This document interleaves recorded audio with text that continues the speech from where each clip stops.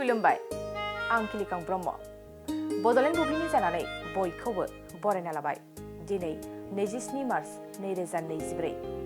नोंथांमोननो बड'लेण्ड बुब्लिया दिनैनि साना मानि थाखाय मिथिजायो एबा दिनैनि सानाव मा हाबाफारि फालिनाय जायो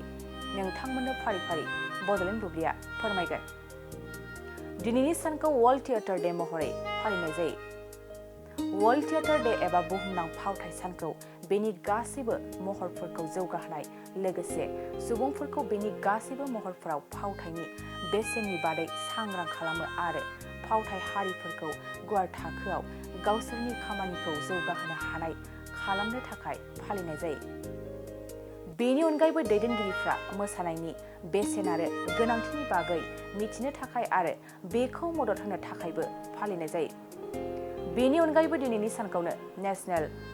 स्पेनिश फेला day American red cross giving day आरो इन्टारनेशनेल स्क्रिबल डे महरै फालिनाय जायो नोंथांमोननो बड'लेण्ड बुब्लिया दिनैनि सानाव मा हाबाफारिजों मिथिजायो आरो मा हाबाफारिखौ फालिनाय जायो फोरमायबाय गोजोन्थों नोंथांमोना गावबा गावनि गथ'खौ सासे राफोद गेलेगिरि खालामनो गोसो दं नामा रायजोआरि हादरारि हादर गेजेर थाखोसिम गेलेगिरि खालामनो गोसो दंब्ला नोंथाङा गोबाव दा खालामसै सासे राफोद रोंखा-राखा गेलेगिरि खालामनो थाखाय नोंथाङा जानजि खाफ्रादो आरो मुं थिसनहैदो चिरां जिल्लानि सिङाव थानाय सोलिफु फोरोंसालि